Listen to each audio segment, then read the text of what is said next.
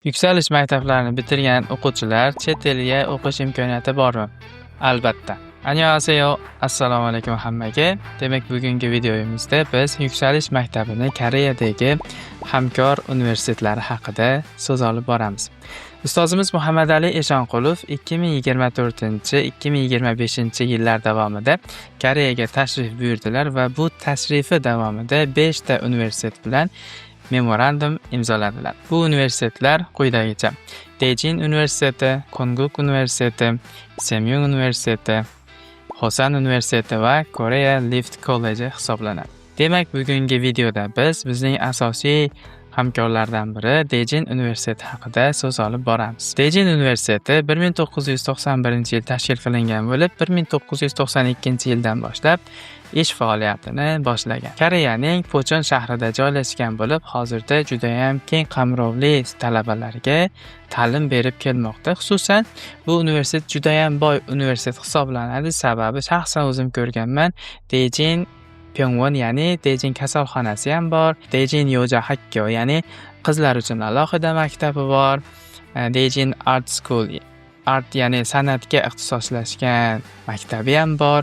Xuddi shu qatorda ko'p tarmoqlar bilan birgalikda ish faoliyat olib boradi. Universitet bakalavr kurslarini quyidagi 6 ta soha bilan olib boradi. Xususan madaniyat, gumanitar fanlar, ijtimoiy fanlar, tabiiy fanlar, ilm va muhandislik, san'at sohalari kiradi. Universitet esa o'zining madaniyat va san'at yo'nalishidagi ta'limi bilan ancha keng tanilgan va bundan tashqari tabiiy va muhandislik sohalarida ham o'z faoliyatini mukammal olib bormoqda. Daejeon Universitetining xalqaro faoliyatiga keladigan bo'lsak, Xitoyda ham o'zining alohida kampusi bor.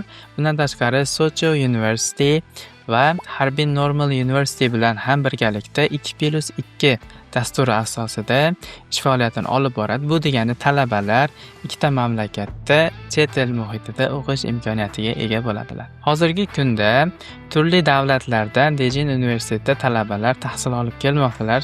Xususan Muhammadali Eshonqulov ustozimiz ham tashriflari mobaynida mana shunday international studentslarga o'zini master klassini o'tib berganlar. Universitetga kirish ikki xil yo'nalishda ketadi, ya'ni English track va Korean track bilan qabul qiladi. English trackka topshirmoqchi bo'lgan o'quvchilar IELTS 5.5 yoki TOEFL 80 darajalariga ega bo'lishi kerak.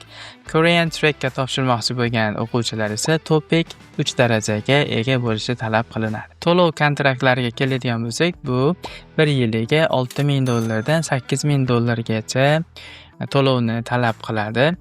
Lekin bu degani o'quvchi bu pulni hammasini to'lashi shart emas, sababi bu yo'nalishlarga qarab turib farqlanadi va til sertifikatini darajasiga qarab turib 30% dan 100% gacha skidka, ya'ni chegirmalarni olish imkoniyati bor. Xususan Yuksalish maktabi o'quvchilari, ya'ni bitiruvchilari Daejeon Universitetiga topshiradigan bo'lsa, 100% gacha grant berishni va'da qilingan, ya'ni aytib o'tilgan bu narsalar. Bu ham albatta til sertifikatlarini darajalariga bog'liq.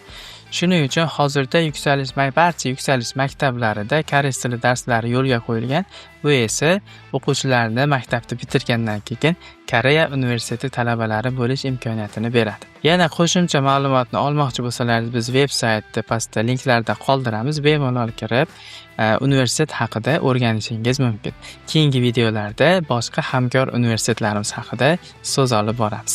Rahmat.